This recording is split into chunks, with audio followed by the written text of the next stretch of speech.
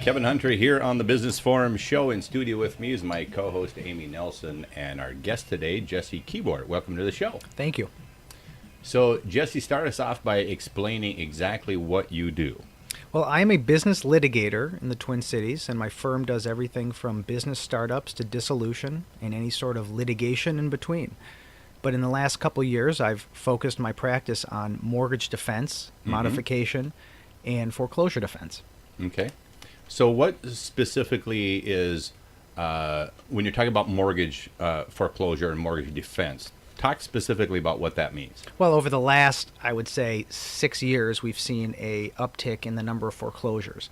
And that isn't a coincidence in just the economy. It's because when the economy was strong, anybody who was anybody could get a mortgage loan for more than their value, more than the value of their house. Sure. The problem is everybody was getting these loans, and they were giving them out like candy, and they weren't following the federal guidelines or the state laws when they were doing it. So corners were cut, disclosures weren't made, and people were lied to as to what sort of loan they were getting. And so now we see the result. When the economy goes bad, housing prices have dropped. They still owe the same amount on their loans, and now we're finding, when we're looking through all of these documents, that laws were not followed when they got these loans.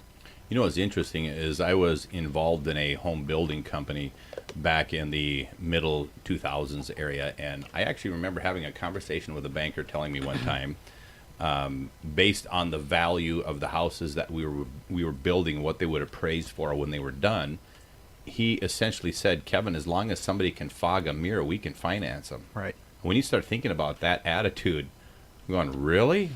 But we were selling these houses like hotcakes, but I really wonder how many of those homes are still in the hands of those people, especially when you're talking to a banker with an attitude like that. And I'm going, wow, I'd love to go into a bank and fog a mirror and have that be my litmus test for a house loan. Well, that really was the attitude back then. And nobody really shines a light on any of the bad things when the economy's so good, and you can get houses for, or you can get approved, if you make $50,000, you can get approved easily for a $400,000 house.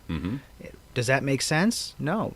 Is your debt-to-income ratio good enough to support that? No, but people were getting loans. Bankers were telling people, don't worry, the housing market will go up.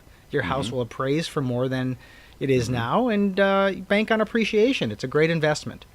Well, I think in part when he was talking about this, we were building a house as an example. Let's say it's $175,000, and the bank is looking at the property that's going on and what they anticipate the end appraisal of being, and maybe it's something like $225 or $250 or something like that.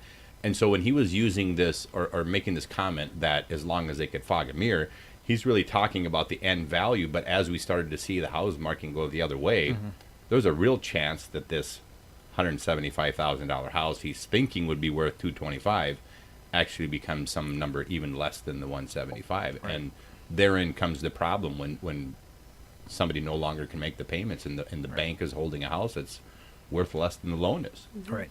So let's say we're dealing with somebody out there in our listening audience who could be potentially faced with a foreclosure issue.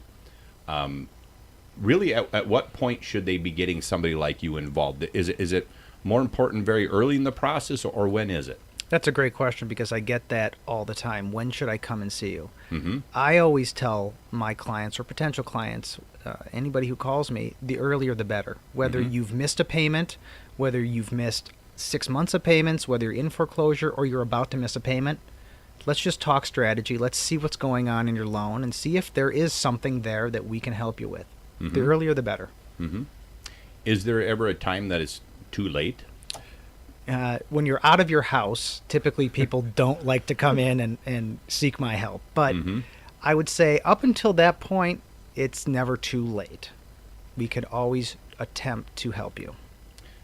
So if we could, let's talk for a minute about what people refer to as these sheriff sales. So I'm guessing that you're involved with clients that could potentially be in the midst of one of these. What is a sheriff sale, and what strategy might you employ to help the customer actually, or the homeowner actually stay in the house? Sure. Well, let's start with the mortgage. If you have your loan is made up of two pieces. There's the promissory note, which is your promise to pay back the money that the bank lent you. Mm-hmm. And then there's the mortgage, which you allow a bank to put on your house as security for repayment. Mm-hmm. In that mortgage document, the promissory note's usually 2 or 3 pages. It's very simple. It just says, I'm borrowing X number of dollars. I promise to pay you in monthly installments of this. And if I don't, the security portion kicks in. Mm-hmm. That security portion is the mortgage. The mortgage is not 2 or 3 pages. The mortgage is more like 14 to 25 pages of things that pretty much nobody reads, even though they should. And I have to admit, as a lawyer, I've closed on 3 different houses, and I haven't read the entire thing. It's boilerplate, it's small, it's legalese, and I don't like reading it, and I'm a lawyer. Mm-hmm. So there is a number of different remedies that the bank has, much better than your remedies, if you don't pay your mortgage. If you miss a payment, if you're 30 days late, you can be in default. They can what's called accelerate your mortgage payment, which means you are now on the hook for all of it, not just the portion you missed. They can say, listen, you pay catch up 1 month and we'll be fine, but they can require the whole thing due.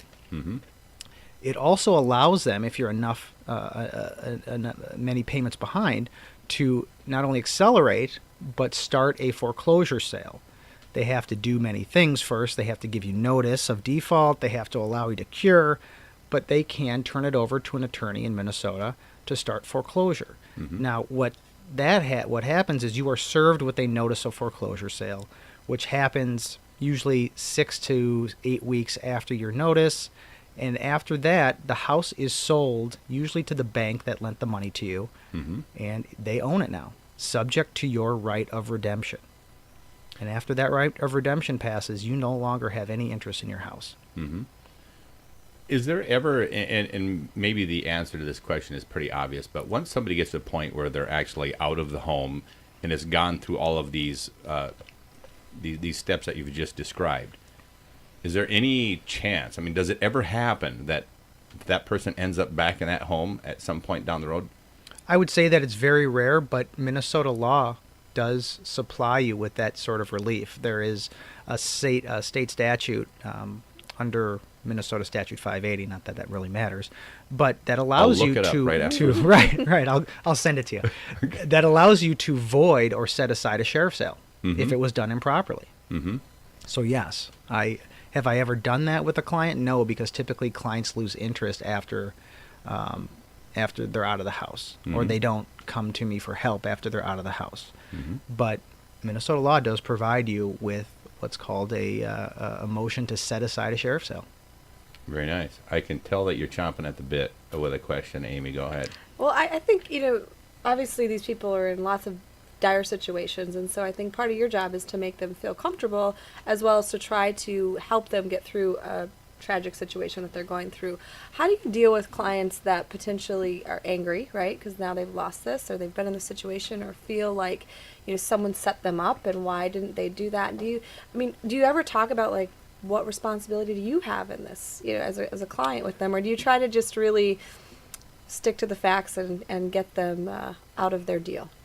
Well, oftentimes I tell clients that I'm not really your therapist because I charge a lot more and I'm about half as qualified. So I understand that they're angry, and frankly, they have a right to be. They were, if it has to deal with a modification, they were likely lied to, because typically servicers and lenders don't tell them the complete truth on the phone. And as long as they don't put it in writing, these lenders and servicers know they can lie on the phone. So they are angry because they do feel like they were lied to. The homeowner does have some responsibility. Obviously, they missed the payments. But typically they miss them because they lost a job, but now they're back on their feet. They tend not to see me. These clients tend not to come to me if they're still out of work, because there's really no option for them if they can't at least supply some sort of money to a mortgage payment. It doesn't have to be the full mortgage payment, because we can work on a modification. But as long as you are back on your feet and willing to make your payments, at least something, we can help you. There is some accountability, but oftentimes if you miss 2 or 3 payments, the mortgage company or the servicer will not even accept payments anymore. And people are I think they're embarrassed too. And so I've had plenty of friends and family members that say, "Oh, it's just better. I'll just quit making payments and get out of this situation." And I also go like, "Well, I'd like to not pay my bills too, right? But there's consequences to that." So, do you ever have that conversation of like, yeah, or are you really just try to stick to the facts and move on? I don't help people that put themselves in that situation. If they do what's called a strategic foreclosure in order to try to gain something from the bank that they're not really due, those are not the clients I'm looking for. I'm looking for people that I can help because they had a problem and now they're back on their feet. We're visiting with Jesse Kibort here on the Business Forum Show. I'm Kevin Hunter. Amy Nelson is in studio with me today as well. If you'd like to contact his office, the number is 763-201-1215, and he's with the Daniels and Kibort Law Office. Again, Kevin Hunter here on the Business Forum Show with Jesse Kibort. We'll be back here in just a moment. Don't go away.